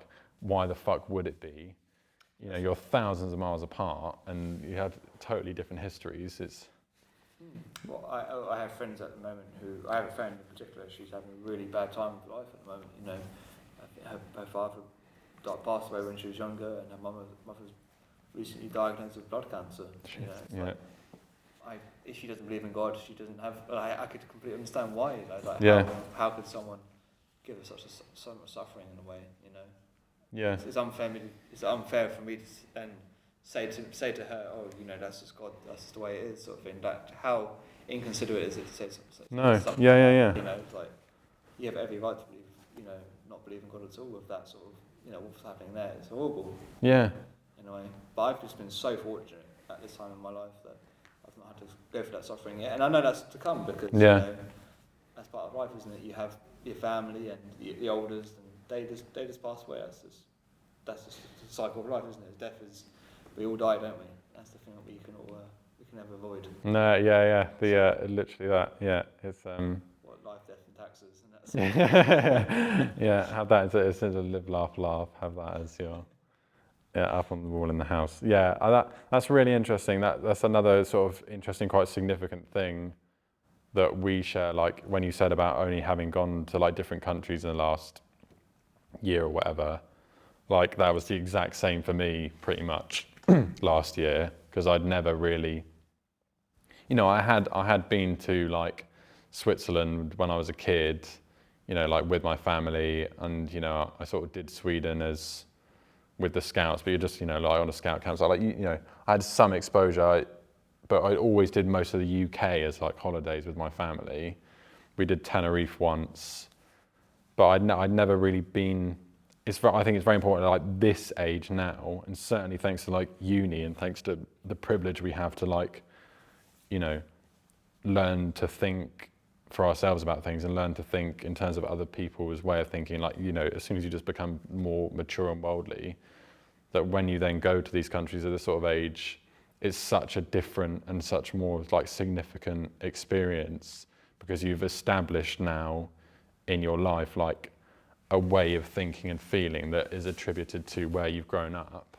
So then when you see these other places at this sort of part of your life, it's like a totally different thing. And it was just that for me, you know, going to Moldova in April, seeing going to Sweden, going to Croatia, going to Moldova again. Yeah, you're just like seeing, really then understanding those layers that you didn't understand as a kid of how people are leading their lives, is a huge thing. So that, that was really interesting, that sort of related to you about that. And the same with, just like the confrontation of death. Like, I just haven't had that in my life, and I've seen it in friends, and I've seen them cope with it. I've seen my mum cope with it because she lost her mum in 2008, I think. So, I saw it as a kid. I saw mum dealing with it then, and, still just sort of dealing with it, obviously, like, much more gently now, occasionally, like, going to her grave and laying flowers and everything. But I still haven't gone through it myself. And it does, it does worry me, obviously. I just don't know what the fuck to, like, How to expect it, or like think of it. It's like it's totally an unknown. I'm very, very lucky that my granddad has always just been like such a huge character and such like an enormous like role model in my life. And like one of his whole things was like always like right from when we were, kids, like he always joke about or just talk about death frankly, and just make silly jokes of like he hopes he dies like in the queue at Sainsbury's so that it makes a real fucking mess, or that it'd be quite good to like do a backflip off a bridge, or that his body, he'd like his body to like go to be used, like within a university, like his organs to be used in a university for study, or to be telling us, oh, I'd love to be cremated and like have my ashes sprinkled at like, or whatever it is you do with ashes. I don't know what the verb is, but at each point of the Isle of Wight, and always just brought that up very casually and very frankly. And I think that's, I am enormously appreciative of that already, and I'm sure I will be still when he does die, because it's just been part of my understanding of him as my granddad that he is certainly going to die in like my younger portion of my lifetime. Whereas the first half, if you will, or first quarter. Exactly. Whereas stuff like that with your friend, when they have lost their dad, prematurely and unexpectedly, and then having to deal with the threat of losing their mum as well, like that sort of thing, like you can't prepare for that in this, like obviously death is always an inevitability, but in that case it's like totally different. I don't know how obviously I will deal with it because so many billions of people deal with it and have dealt with it, for their whole lives. Yeah, exactly. Yeah, you can't not do. I mean, you can not deal with it, and then you end up fucked up. Like, I know I will be fine because I'm incredibly lucky to have like an amazing support network, an amazing family, a lot of confidence in myself, an emotional like intelligence and stability, and things that other people aren't as fortunate to have. So I'm like, I guess I'm like prepared in that way. Like I have those like foundations to be able to deal with it if it happens in like a premature or unexpected way. But it's still, but then again, I wonder if maybe if you have experienced it, if you do feel any more prepared for it, or if it scares you shitless even more because the pain. It's like, it's an unknown to me at the moment. I can't do the thought experiment of how I will feel or how I will act if, my dad gets hit by a car, or whatever, ends up in a road traffic collision tomorrow, or my brother, becomes gravely ill all of a sudden. I lose him. I can't go through that in my head.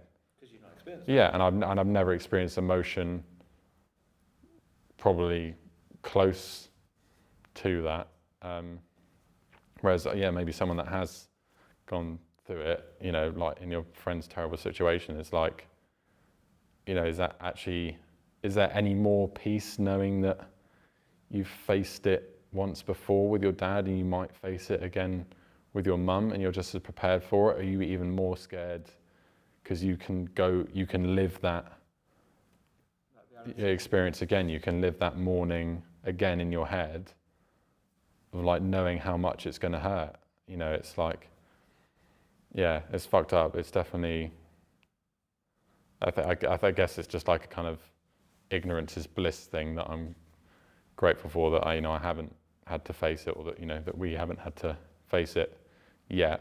But we're, you know, seemingly both in very fortunate positions really to be able to deal with it when it comes.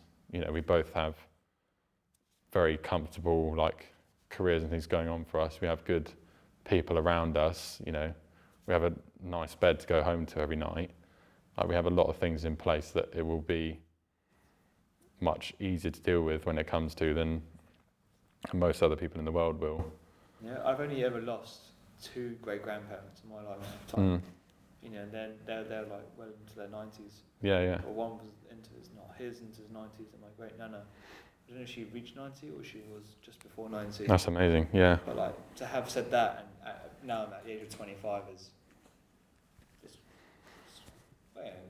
very fortunate in a way. Yeah. Because I've had people younger than me who've lost, like I said, dad, and hopefully touch wood, a mother, or, you know, grandparents, or much more, you know. Yeah. So it's a huge thing. I think that was something that, you know, weirdly I'm, you know, it's like selfishly grateful for, I guess, that I got to experience just through like friends and like partners I had through high school, you know, that just had such terrible experiences, like, you know, a father that committed suicide and like abused their mum, like seeing that when I was literally like 12 or 13, well, yeah, 12 and 13 through to like 14, like seeing that in those like especially formative years, especially where you think you're mature as well, is actually enormous then for like everything that comes after that. I think, you know, if I hadn't gone through that and hadn't seen what they've suffered and what their mum has suffered and everything, and, you know, that goes the same for like a lot of friends that I've had through the years that have experienced all sorts of different trauma and suffering. Like, selfishly, like, you know, I wouldn't be able to be in the position I am now to be able to cope with things so well had I not experienced that, or, you know, been a part of their lives. But similarly, like, I chose to involve myself in it at the time. Yeah, it's yeah, like I say, it's, you know, certainly an inevitability, unfortunately, for. yeah, Well, unfortunately, always it just kind of is. it is. Yeah. It is. Yeah. We've also gone well past 7 o'clock. It's almost Is it? 20 past. I think it's a really good way to end it, really, to leave it on a morbid subject of death. Yeah, morbid, but at least with the tone of. Peaceful in a way as well. Yeah, it just is the way that Cycle of life, isn't it? everything is. It's always going to carry on, no matter what. We're going to carry on. Yeah. Something will. Yeah, exactly. Exactly that. Do you have any socials or anything you want people to follow you at? No. Because I know you're not into that sort of thing. No, yeah. There's just no point, because I won't post anything on there. Yeah, I mean, you can stick my contact in the description, because it'd be nice to, like, you know, because that, I think, like we saying, you know, is literally just about sharing messages and emotions and conversation. So if anyone wants to have a conversation, or, you know, like, we could do something else on here and have a conversation with people about a specific thing, like, that would be awesome. Like, I'd love people to reach out because of that. But yeah, I don't care for people following my social media, wherever. It'd just be very uninteresting, because I'm not going to put anything on there, unless on my private, where I just occasionally post videos of my dad doing stupid stuff, Bad stuff, or like, or just like, he's not even doing anything stupid. Actually, no, he was doing something stupid, but I then made it look stupid and funny. But yeah, that's it. That's it. Well, thank you, man, for taking the time to come on. No, I'm really glad you, put this forward and like made this happen. It's just nice to actually just sit down and have a proper talk about all these things with someone like yourself. Yeah. Thank you.